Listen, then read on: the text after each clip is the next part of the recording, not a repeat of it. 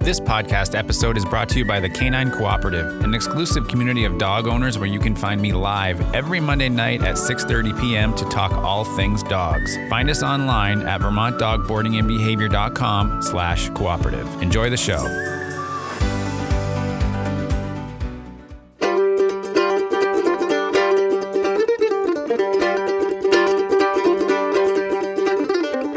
Time again for Talking Dogs with Ian Grant, owner of Vermont Dog Boarding and Behavior, VFW Drive Hyde Park. It's the show that delves into the training, socializing, behavior, and nutrition of your dog. And brought to you by Guy's Farm and Yard with locations in Morrisville, Montpelier, Williston, and St. Albans. And we're back with the trainer Ian Grant, and the topic this week is the problem with repeating the stay command, as in multiple times. I mean, yes. multiple times. Yes. So why do actually people, when they give the dog a command, like instead of saying stay, they repeat it like a drum beat? See, I think there's a psychology behind that, and I would love to talk to a psychologist about it, because I feel like it's almost like somebody will say, stay, and it's a very drawn-out word, stay. Even though it's 4 letters, it takes 3 seconds to say it. Yes. Stay, because to me, the pattern has shown that the dog will not stay. So they have to keep saying it over and over and over again to make sure that the dog hears them so that they do stay. And so I guess it's almost the same as saying stay as saying stay. So yes. It's the same thought process. I mean, as long as you're repeating it, you're doing it wrong. Yeah, exactly. To me. All right. Yeah. So that's why people do it, because they don't think that they're actually going to obey your command. That's my belief. Yeah. And I also think, too, that the way that it's being said, also what follows is a problem, too, because a lot of times when I see somebody tell their dog to stay with this long, drawn-out word and then repeating it over and over again, stay, is that when they finally get their 50 feet away and then they call their dog to them, because they stayed and they're going to call them to them and reward them, well, now this whole command stay has created anticipation. So stay.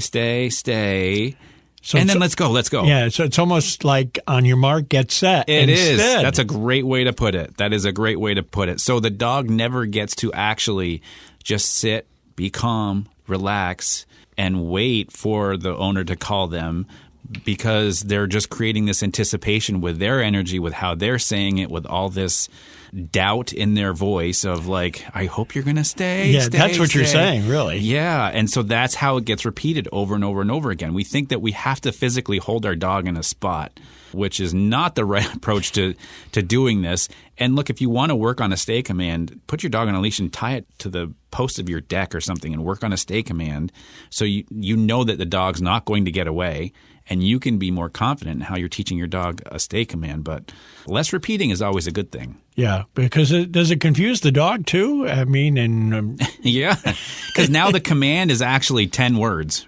Right? Yeah, it's stay, over and over and over again. Yeah, so the dog's waiting for the 10th stay before it decides what it wants to do. Yeah. And then the other part of it, too, is that I've seen dogs even get down into like a belly crawl. So stay, and the dog lies down and stay, and it starts to crawl a little bit, and the owner's like, wait. But the owner never puts the dog back to where they started. Oh. They keep allowing the dog to crawl. So the dog's getting its way then. Well, now stay to the dog means get down on your belly and crawl to me. Yeah. Yeah. So you can see how I've seen some things, Roland. Yeah, I'm sure you have. Yeah. Now you can see to the dog, this just creates this utter confusion and anticipation and all this kind of stuff. So let's look at it from this point of view. How do we teach our dog to stay? Yeah, well, I was going to say, all right, so say you say stay once, and it just keeps going. So what do you do instead of repeating the command? To me, I'm going to put the dog into a sit right in front of me. I'm going to say stay. I'm going to take one step backwards and then one step back forward towards the dog, and then I'm going to reward it for staying. And now I'm going to keep working this up into where I can say stay. I can back up 10 feet, take a second, walk back towards the dog, and reward them for staying. So they understand that I need you planted here and that I don't need to repeat myself. And if your dog gets up, you simply put them right back to square one, right back to the starting position, so they understand that they can't move away from that.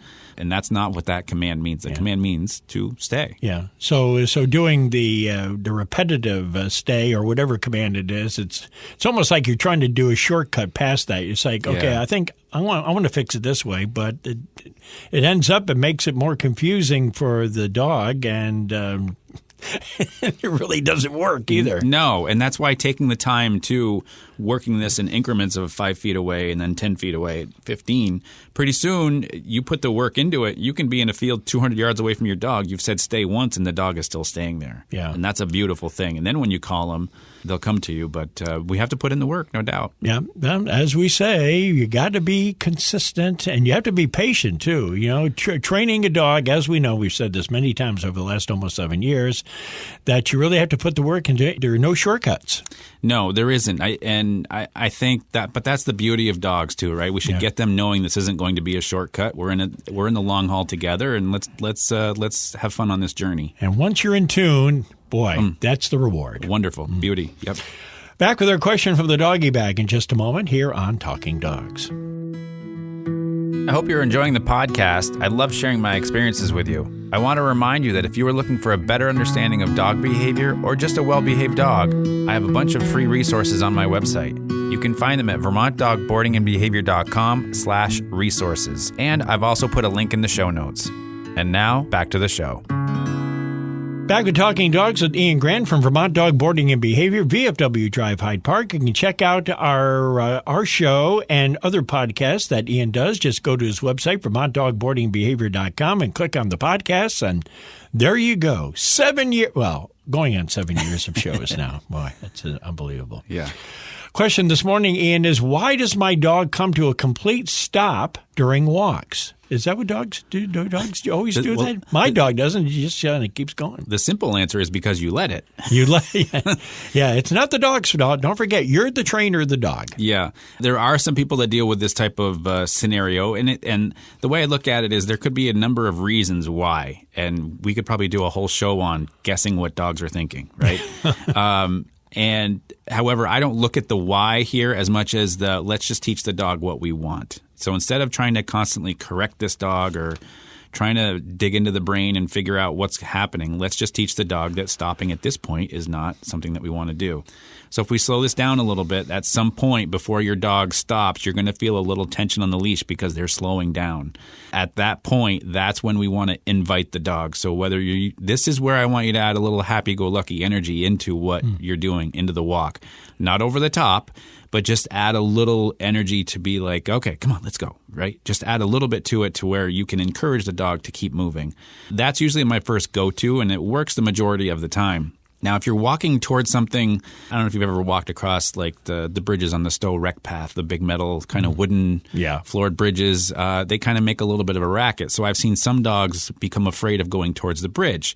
That's a little bit different because we know, there's a stimulation ahead that the dog is not a big fan of. So obviously the dog is going to stop for that. So you have to handle that a little bit differently. That's a little differently. We're going to take things slower and kind of work our way up to the bridge and then walk away from the bridge for a little while to kind of give the dog a little bit of a release of, I don't have to worry about that. But then I'll turn around and go back again. And I would probably, instead of taking my dog for a walk, that would be the walk. We're going to work on trying to get near the bridge, slowly with encouragement and, a real positive attitude. But if your dog is just randomly stopping, then we want to prevent that.